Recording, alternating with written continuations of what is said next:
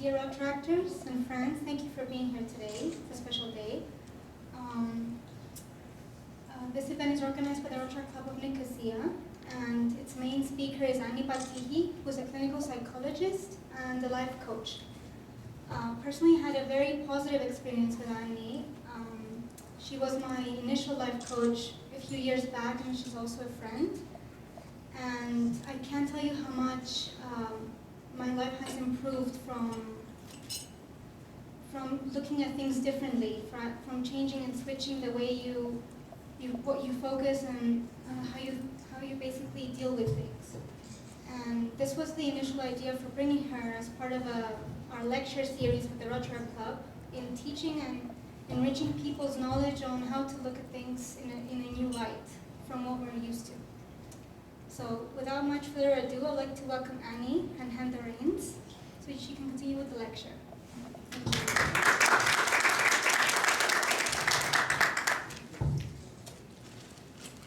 Well, are you ready to start? Yes.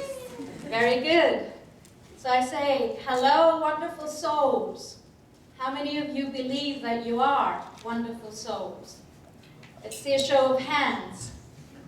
Should be the whole room. Okay.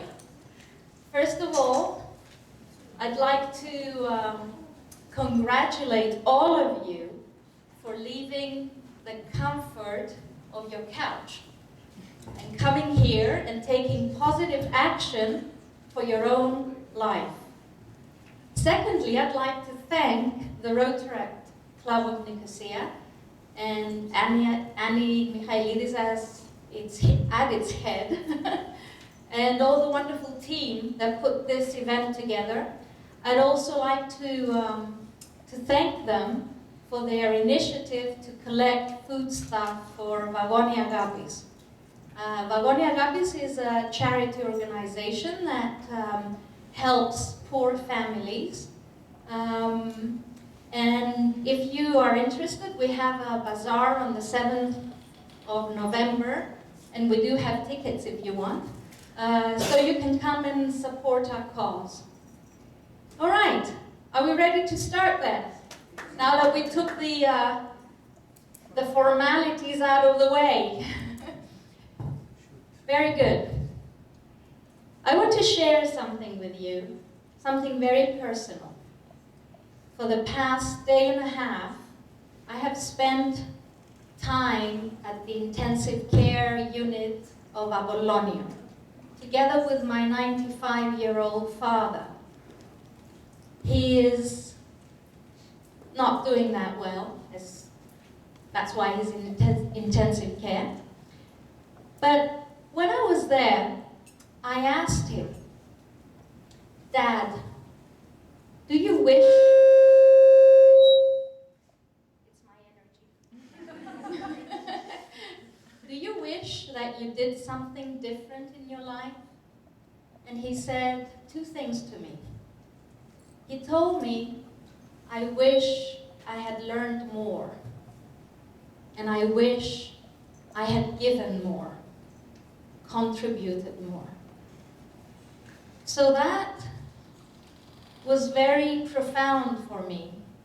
And because I know that he's a man, a very strong man, and he did offer, and he did learn. So reaching 95 and saying this means that he wanted to do even more. When I heard this, I said, this is what I'm going to talk to you about. So this morning, I changed the whole presentation. I was going to talk about something else, but now I'm going to talk about this, which is also Project Me. Okay?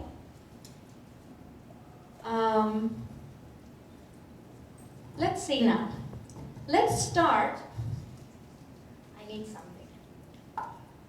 Let's start with his first wish, which was, I wish I had learned more. And technology. Let's talk about knowledge. knowledge. Knowledge is very important in our lives. And actually, most people, when we talk about knowledge, perceive the academic kind. That's what we think when we talk about knowledge. But actually, there's two types of knowledge. And in order for me to give you to understand what I mean, how many of you have read Alexis Zorpaz? But most of you know the story, don't you? Now, in that book, Nikos Kazantzakis shows us the two types of knowledge. The one is Alexis Zorpaz, who is, shall I call him street savvy? Okay? He knows how to live his life. He knows how to dance, he knows how to sing, he knows how to eat, how to drink, he knows how to live life. And he makes it in life. And on the other hand, we have the young, intellectual, half Greek, half English, who doesn't really know how to live his life. And Alexis takes him under his wing and teaches him how to live life. Now, in our case, we need both kinds of knowledge, not the one or the other. We should combine Alexis Zorpaz with, I think his name was Basilis, I think. So we need the two types of knowledge so we can continue living a life of meaning and purpose. So, as I said, there's two types of knowledge, and when we do acquire knowledge, that knowledge gives us more choices. We can actually see more choices in our lives the more knowledge we have. One of the examples that I bring to most of my clients when I talk about this is, if you take a piece of paper and you make it into a cone, and you see from the small hole, you can only see a very limited amount, right? But when you turn it around, then your vision is expanded, right?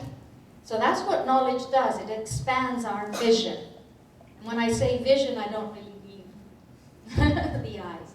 So the more knowledge we acquire, the more choices we can see in our lives. Now, how many of you know people that talk in this way? I don't have another choice. But there's always at least two choices. The yes and the no. Always. So there's never one choice, and actually using the word choice for one is, it's not right. Okay? So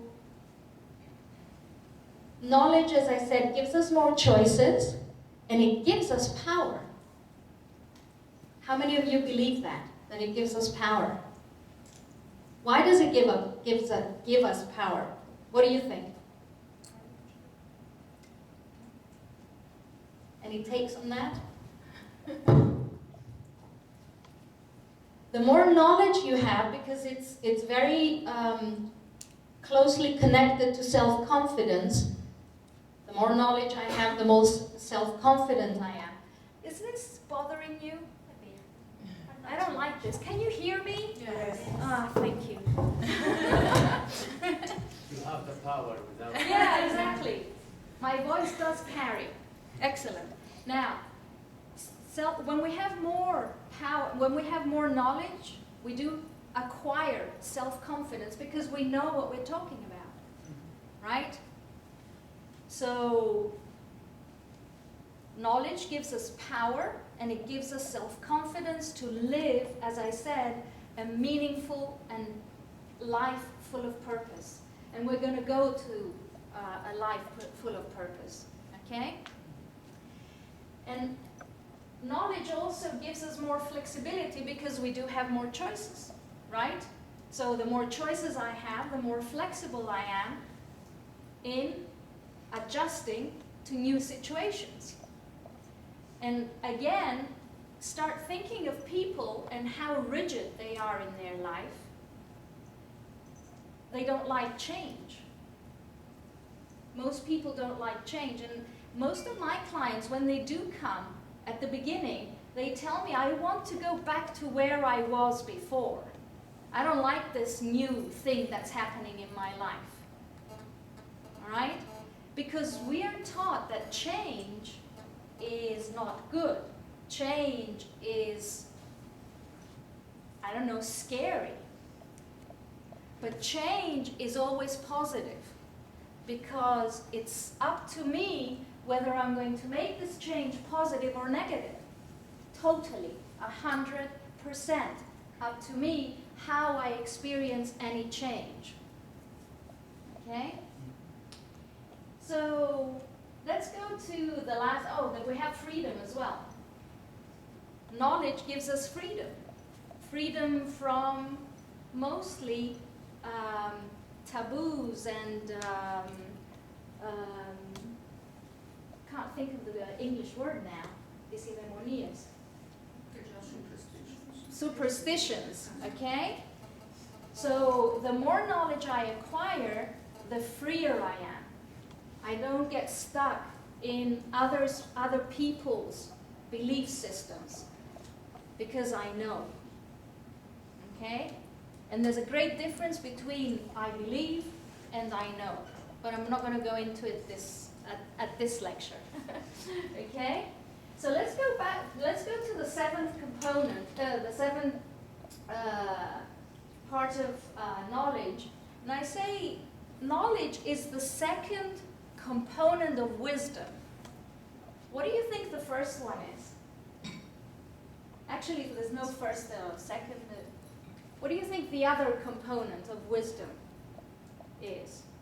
Experience. Excellent. It's knowledge and experience that makes us wise. So think of this. You have a 20-year-old and a 40-year-old that have the same knowledge. Who is wiser? The 40-year-old, because he has more experience, okay? So it's very important to acquire knowledge. And not knowledge, as I said, academic knowledge, but also life knowledge, how to live your life. It's very important, okay? And it's something that they don't teach us at school. They put all the emphasis on the academic knowledge, right? Actually, most of the stuff that I teach my clients should be taught at schools. Our children should be raised with the knowledge that I teach. Or not just me, but a lot of other people, okay? Very good. You will have to excuse me. As I said, I changed the whole presentation this morning, so I'm following my slides. Okay? You have the original one? Excuse me? Do you have the original one as well? Here, no. Oh, with you. No, we're not with me. Okay. When we were trying to set up this presentation, Konstantinos asked me to talk about life coaching, what it is, okay? Because this is what I do. I teach people how to live their life. And I teach them how to live their life in the most wonderful way, all right? So, who's an athlete in here? Any athletes? Professional. No, not professional. Ex-athletes. Ex-athletes as well? Okay, but you all know what a coach is in sports, right? Now, why do you think most athletes go to a coach? Why do they need a coach? Why don't they do it on their own? To improve themselves. For knowledge and experience. To set goals. Okay. Push Programs. Let me clarify something. There's 3 types of athletes. There's the type that will go for an hour's walk in the morning and maybe do some Pilates or yoga or whatever. There's the athlete that does train for a lot of things. And then there's the athlete that's a champion. There's 3 different categories of athletes. Okay? What I tell my clients is that if you're the first 2, I don't want to work with you. I'm only interested in working with champions. Because who doesn't want to be a champion in their own life? Do you want to be champions in your own life? Now, let's focus on the champions then and tell me how many hours per day do they train? 24 hours a day, correct. Because even if they're not doing what they're doing, you know, physically, they're doing it up here. And actually up here, it's more important than the physical work. Huh? So, talking about coaching now, we are taking the championship athletes and not the other 2. Okay? So, if you want to change your life, and you want to be a champion in your own life, then yes, you need to do the work. And the work is practicing, learning. What else do athletes do, Soph? Sweating. Okay. All right.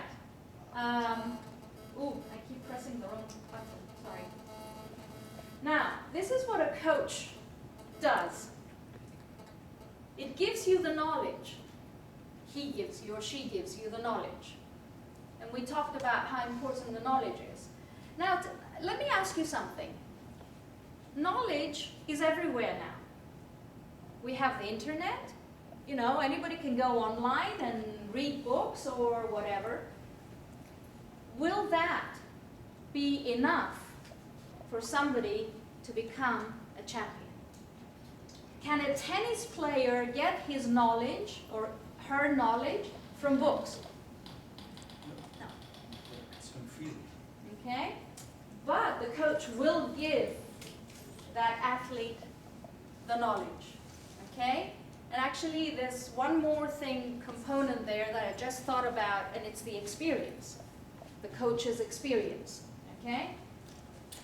Now, the coach will also ask the athlete to practice, practice, practice, practice, practice. Once the coach gives the athlete the knowledge, he tells him, go and practice and come and show me what you've done. And when that happens, then that's when the coach starts tweaking, let's say, what the athlete does, because he can see from the outside. So if he's a tennis player, he tells him, you know, when you're holding the racket this way, you don't have enough strength you need to hold it this way or something, okay? But in order for that to happen, the athlete must have practiced before. And also, if the athlete comes and tells the coach, Coach, I didn't have time to practice this week. What does the coach do? No. That's giving up. Makes it work harder. Exactly. If he was supposed to go 20 laps, around he says, you do 50 today. All right? Because otherwise, you do not help that person achieve championship level. Okay? If that athlete doesn't have the mind frame to be able to do it on his own, and at the beginning, none of us do. Trust me. Been there, done that, have the t-shirt, as they say in America, okay? We need a coach. We need a coach, somebody to push us, which is the next one. And the coach does push. And the pushing is in order to break down all resistance. Because once you break resistance, then it becomes part of who you are. Okay?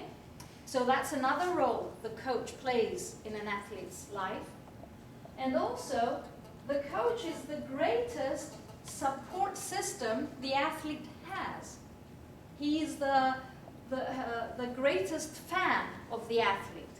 You know, can you imagine, you know, in the dressing rooms, the coach is talking to one athlete, 50 athletes, it doesn't really matter. It's called a pep talk, okay?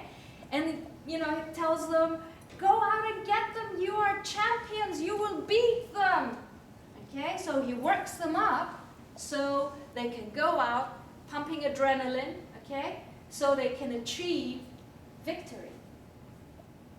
All right? Also, the coach will drive the athlete and motivate the athlete. Imagine you're going to get the gold medal at the Olympics. Imagine it. You know, hold it in your hand, in your imagination, smell it, you know. So there's a motivation for the athlete to do the work. Because, yes, in order to become a champion, we need to do the work. The coach cannot do it for me. Huh? Correct? Okay. So that's the role of a coach. And if you can imagine that I do the same, but not on the athletic level. Okay? I do all of that with my clients, and I help them achieve, what is it here?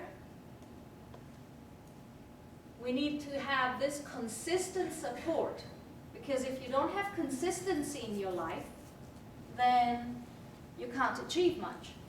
As I said, talking about championship level, the athlete works on a 24-hour basis, 7 days a week. Okay? Now, if that athlete worked once a week, would he ever reach championship level? No. So it has to be a consistent thing on a daily basis. And your coach will teach you how to do that. All right. Yes. Because there's a lot of people that believe that we're going to discover something in our lives. There's a whole philosophy regarding discovering things in our lives. Doesn't actually work that way. We create things in our lives through the choices that we have, and the choices that we have are limited or unlimited depending on the knowledge that we have. So you see, everything is linked. The more knowledge I have, the more choices I have. The more choices I have, the more I can create. Okay? So this is what life is all about. To create a life of meaning and purpose. Can I have a show of hands again? How many of you believe that you live a life of meaning and purpose? And again, it should be the whole room, but there's quite a few of you, and I would like to ask if anybody wants to share. Anybody wants to share what they perceive by a life of meaning and purpose? Anybody want to tell us? I can share that when I finished high school, I didn't know what to do in life. Would you like to stand up so the people at the back can hear you? Okay. Okay. I finished high school, I didn't know what to do in life. And since then, I didn't find the guidance, I didn't find the advisor. And since then, I put in my mind that one day I will come back to be the address for others. And just a few months ago, I got to this point that I found what I want to do. I started my master's degree in educational leadership. I'm writing a book for them, and the meaning is to help others, to give others, and yes, That's always this is, the case. yeah. So for me, it's to give the high school students the address to find their calling in life. So it's about giving others and helping others for me. Very good. Thank you. Excellent. Congratulations. Very good. So yes, this is what life is all about, helping others. And by helping others, then by default, I am being helped. Okay? All right. What is a life coach? What will you gain from life coaching? The first one is that you're going to be motivated. That's one of the things that you get from life coaching, motivation. All right? And as you see, motivated people have a dream. I will go this way. They love their goals. They show passion and enthusiasm. They have plans. They activate their plans, and this is very important. And something that I forgot to tell you about knowledge, that if I have knowledge and I don't actually apply it, non-applied knowledge is like, Useless. no, it's not useless actually. It's like having extra weight on me because I know and I'm not using. So if I know and I'm not using, that means I have more guilt and I have more anger with myself. So any knowledge you gain, you need to start applying it immediately. And the more you apply it, the more it helps you. Okay? So yeah, motivated people can stay positive and they never give up. Right? Another thing that you can gain from life coaching is clarity. As you can see, you put on the glasses and you can see clearer. All right? So the coach will help you achieve a level of clarity in your life, whatever your circumstances are, doesn't matter. And you will be able to remember the cone that I just described. If you see life like this, it's very limited. But if you open up the cone, then your vision is expanded and it's clearer. Whoa, what happened? Laptop? Did I do something? You press something extensively. Energy. Check your laptop. There you go. That's why we need young people in our lives. Excellent. Thank you very much. Now, where was I now? Okay, clarity. You got it, right? Let's move on. The other thing is fulfillment. To feel that I'm doing something worthwhile in my life. And that's also very important. Because many people just survive in their life. They don't feel the fulfillment. Do you know the difference between living and surviving? I'm sure you can guess, right? Survival is our animal level. Living is our godly level. Because we do have both inside of us. Mostly, most of the people bring out their animal side of survival. How many people, again, do you know when you ask them, how are you? Ah, surviving. Sure. Huh? Sure. Okay? And that's what they do. That's what they do. From one day to the next, they just survive. They go to the office, they come home, they maybe go out, whatever. And that's survival. And survival is not who we are. We are little gods. We are creators. Did you know that? Did anybody ever tell you that? Yes, a good coach. Back then. Okay. Because, as I said, if our children grow up knowing that they have all this power, then the world will be different. There will be peace. There will be abundance. There will be harmony in the world. Okay? Another thing that life coaching will help you do is to glide through your life with ease. What does this mean? It means that in our lives, we all have circumstances that jolt us, shake us. As I told you, my father is in intensive care. I don't even know if I'm going to catch him alive tonight. All right? But do you see me being, I don't know, sad or anxious or whatever? No. Because I know that everything happens at the right time.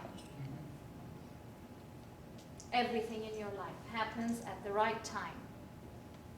And if my father needs to go before I'm there, it's the right time. And I know for most of you, this sounds, what is she talking about? But once you acquire a kind of philosophy, the kind that I have in my life, then you see things in a totally different way. Let me just expand on this because I don't want, things to remain, jolty for you in a way.